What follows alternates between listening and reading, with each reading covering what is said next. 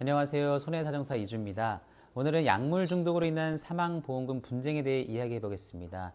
약물의 오남용이나 중독으로 인해 발생한 사망의 경우 보험사에서는 종종 고의사고로 판단해 보험금 지급을 거부하기도 합니다.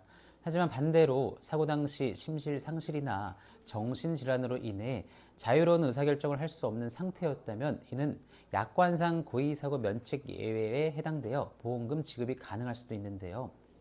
오늘 영상에서는 이처럼 약물 중독으로 인한 사망보험금 분쟁의 쟁점과 해결 방법에 대해 쉽고 명확하게 정리해 드리도록 하겠습니다. 약물 중독으로 인한 사망은 보험 실무에서 매우 복잡한 쟁점으로 다뤄지고 있습니다.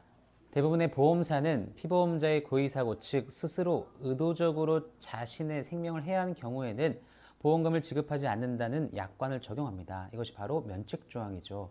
문제는 약물 중독의 원인이 고의적인 행위였는가 아니면 불가항력적인 의학적 요인에 따른 결과였는가 하는 부분입니다. 예를 들어 약물의 과용이나 오남용이 반복되다가 사망에 이른 경우 보험사는 스스로 약물을 과다 복용한 것이므로 고의적인 자기 위해 행위다라는 논리로 사망보험금 지급을 거부합니다. 반면 실제로는 정신질환, 약물 의존증 또는 극심한 우울증과 같은 질병적인 요인으로 인해 정상적인 판단 능력을 상실한 상태에서 약물 복용한 경우도 있습니다. 이럴 때는 단순한 고의사고로 보기는 어렵죠. 특히 심실상실 또는 중증 정신질환 상태에서 약물 복용은 자유로운 의사결정을 할 수 없는 상태로 평가될 수 있습니다.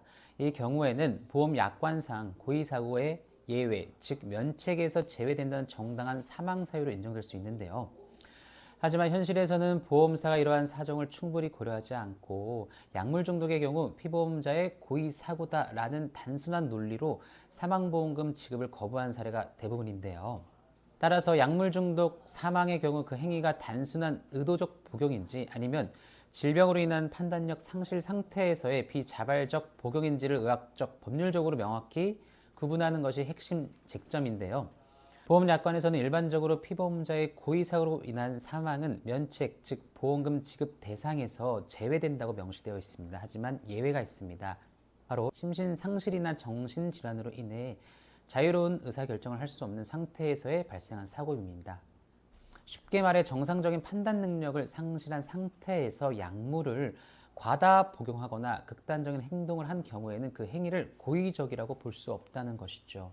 실제 법원 판례에서도 이 부분을 명확하게 인정하고 있습니다. 예를 들어 중증 우울증, 조현병, 양극성 장애 등으로 인해 사리분별 능력이 상실된 상태에서의 발생한 사망은 심실상실 상태의 사고로 판단되어 사망보험금 지급이 인정된 사례들이 다수 있습니다. 이러한 경우 법원은 공통적으로 망인이 사고 당시 자신의 행위를 통제하거나 그 결과를 예견할 수 없었다고 판단합니다.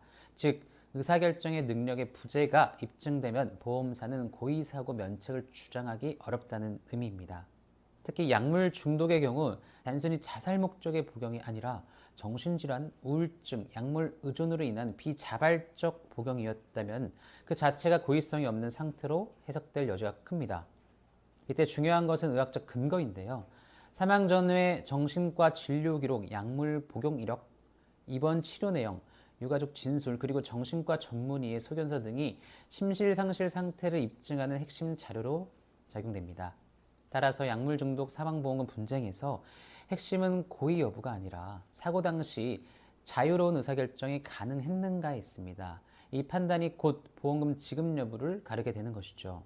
그렇다면 실제로 약물 중독으로 인한 사망보험금 분쟁에서는 어떤 쟁점들이 다뤄질까요? 가장 먼저 보험사의 기본 입장은 단호합니다. 약물을 스스로 복용했다면 고의적 행위이며 이는 약관상 면책 사유에 해당한다. 즉 사고의 경위를 세밀하게 분석하기보다는 약물 복용 자체는 자기 위해 행위다라고 단정하는 경우가 많습니다. 또한 담당 주치의 소견상 망인이 사고 당시 자유로운 의사결정을 할 수 없는 상태였음이 확인되었더라도 보험사는 이를 단순히 주관적인 의견에 불과하다고 칩보합니다. 그리고 망인의 실제 행위 당시 상황을 명확히 알 수 없다는 이유로 자체적인 법률 자문을 거쳐 면책에 해당된다고 통보하는 경우가 대부분이죠. 하지만 유가족 입장은 전혀 다릅니다. 망인은 평소 약물 의존이나 정신질환 치료를 받고 있었고 사고 당시에도 정상적인 판단 능력이 없는 상태였다는 것이죠. 이처럼 양측의 입장 차이가 극명하게 엇갈리면서 분쟁이 장기화되는 경우가 많습니다. 이 과정에서 가장 중요한 건 입증의 방향인데요. 첫째, 의학적 근거를 확보하는 것입니다. 망인의 진료 기록, 정신과 병력, 처방 이력, 그리고 사망 당시의 독성 검사 결과 등을 면밀히 검토해 단순한 고의 복용이 아니라 질병으로 인한 비자발적 복용임을 명확히 해야 합니다. 둘째, 정신적 상태에 대한 객관적 입증입니다. 사망 전후의 행동 변화, 가족이나 지인의 진술, 정신건강의학과 전문의의 소견 등을 통해 당시의 심리 상태를 구체적으로 재구성해야 하죠. 셋째, 약관과 판례 해석입니다. 보험사 약관은 고의사고는 면책이라고만 되어 있지만 법원은 일관되게 정신질환이나 심실상실 상태람의 면책 외로 본다는 입장을 취하고 있습니다. 따라서 단순히 고의냐 아니냐가 아니라 정신적 장애로 인한 판단력, 상실이 있었는가가 쟁점의 핵심입니다.